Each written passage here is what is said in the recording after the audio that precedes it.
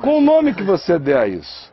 Eu nunca dei o dízimo na minha vida. Eu tenho a alegria em Deus de ter dado 70%, 80%, 90% do que eu ganhei a vida inteira.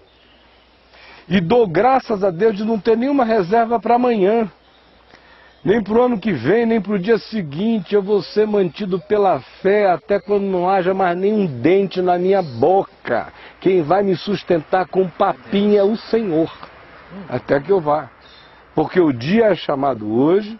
Eu tenho cuidados de responsabilidade mínima com aqueles que eu cuido, mas eu não estou aqui, por exemplo, para guardar dinheiro para meus filhos no futuro. Eu não faria esse mal a eles.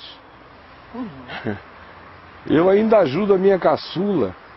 Todos os meses ela é caçula, ela está no processo de crescer. Mas eu, como pai, quero que ela cresça, que ela tenha os seus próprios bens, seu próprio recurso para eu poder morrer em paz quando chegar a minha hora. Pai sincero e inteligente, ver os filhos caminhando, autônomos, né? Com as próprias pernas.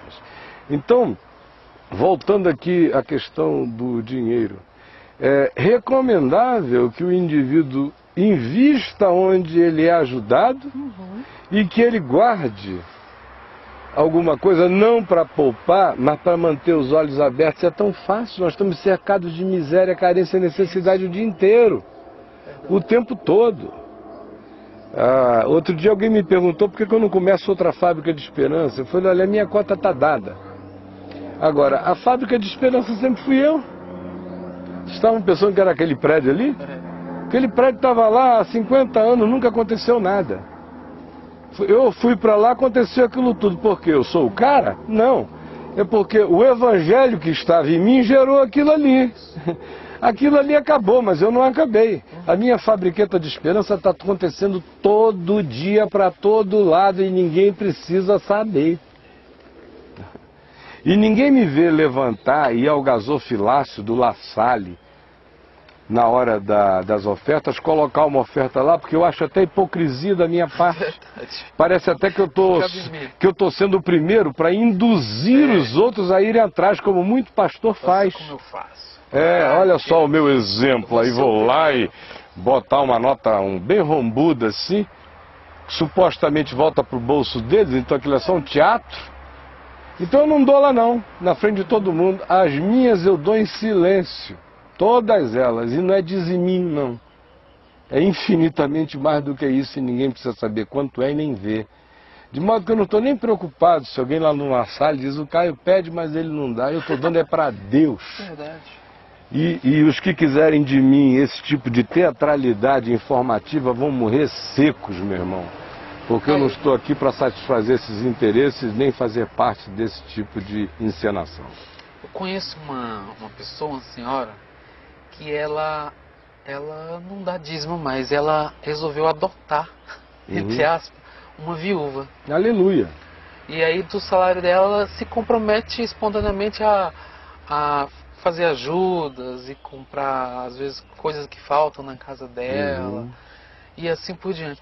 Eu vejo isso muito mais poderoso infinitamente. Extremamente mais agradável ao Senhor.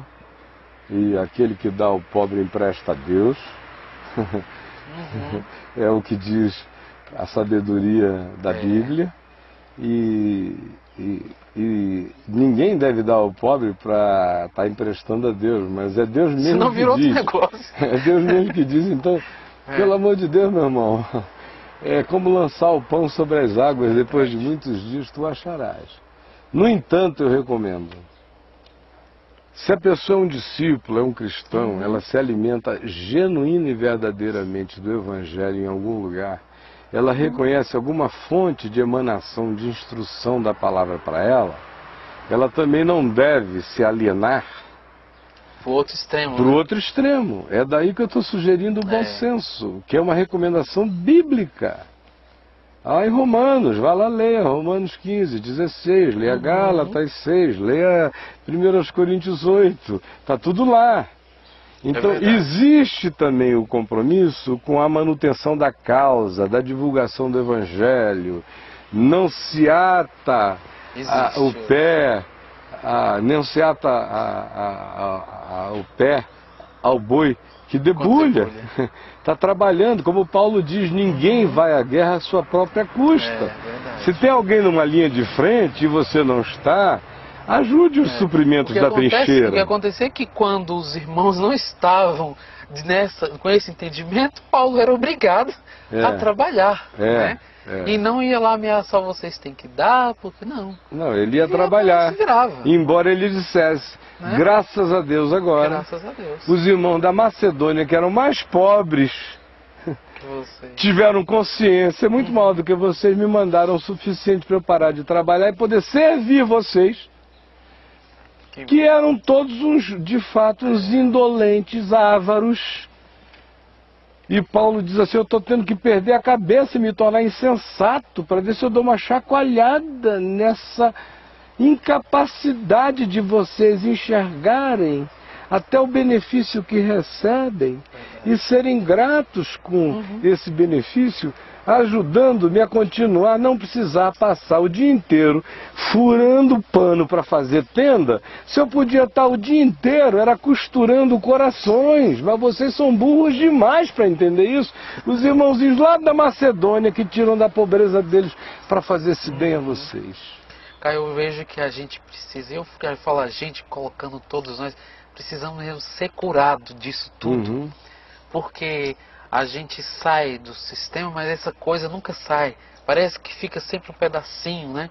E fica de duas formas. E aí vai para um extremo do outro. Agora eu também não participo de mais nada, não enxergo mais nada. Já fui muito enganado, então ninguém me engana mais. Aí, conclusão, ele pune as coisas verdadeiras. É verdadeiro. Aí o cara faz lá a viagem dele nessas igrejas malucas, caça-níqueis, nesses cassinos com o nome de Jesus em neon na porta, que é tudo cassino. Virou uma Las Vegas horrorosa, não é? O negócio todo é jogo, é mega-sena, é corrente, é isso, é aquilo, aquilo outro. E aí o cara vai lá, fica no cassino 1 ano, 2 anos, 3 anos, é enganado até não poder mais, se dana todo, não consegue mais dizer Jesus não é Deus, porque alguma coisa da graça de Deus deu uma marcada no coração dele. Aí ele começa a ficar por aí, ou fica solto, não sabe mais para onde vai, se amargura, se perde, se sente desviado. Aí vai aumentando suas culpas, suas neuroses, suas doenças. Aí depois de um tempo não aguenta mais conviver com tanta culpa, aí vai ficando cínico, vai ficando indiferente, depois se torna um anticrente, depois passa a ser o cara mais hostil ao Evangelho. Odiar as pessoas. Que não, na verdade, a gente está falando aqui de toda essa sujeira, na verdade, que existe no meio evangélico, quanto a gente não odeia os irmãos. Não, né? A gente ama os irmãos, a gente odeia a sujeira mesmo. Odeia a sujeira. Não, eles começam a ir para o outro extremo e agora acham que você odeia Silas Malafaia. Não, como se ele fosse um arqui-inimigo seu. O Silas não teria nem poder de se tornar meu inimigo.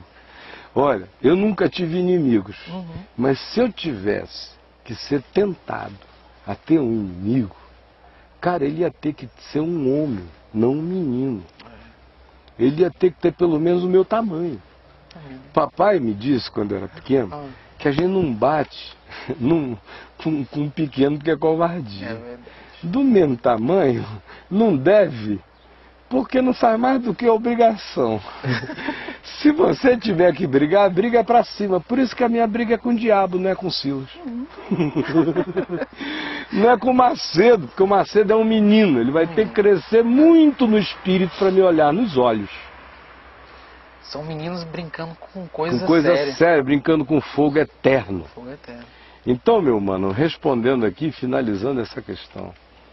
Não é sábio dizer assim, não, todo o meu dízimo agora eu vou dar para carentes e necessitados, se você vai a um lugar 1, 2 vezes na semana, recebe instrução, ensino, graça, conselho, ânimo, esperança. Nesse caso, a recomendação da Bíblia é separe algo significativo, que seja do tamanho da consciência que você tem, do significado que aquilo tem para tanta gente, inclusive para você. E ajude aquele movimento de divulgação do Evangelho a continuar a crescer e se expandir. e não